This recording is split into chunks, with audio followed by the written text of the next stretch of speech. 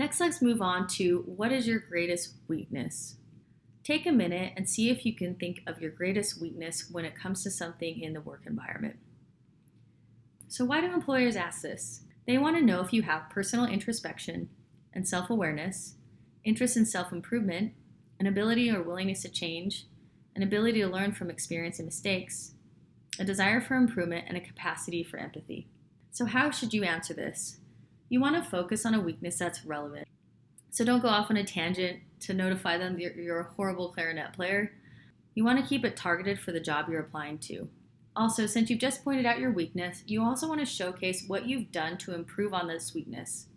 With that strategy to overcome your weakness, address if it has worked. Is there anything you would change? What are you doing to manage that weakness? Or how and what steps are you taking to actually overcome that? This doesn't have to be technical, but still should be relevant. For example, if I'm a little bit more of a shy person and I'm not really comfortable opening up to my team members and lack communication skills, this is something that I can work on by creating day-to-day goals, like communicating once a day to my team or manager, opening up, going to a team lunch, and taking the baby steps to improve on this weakness. Going a little bit more in depth to what's your greatest weakness, don't bring up a weakness that implies you won't be able to do the job.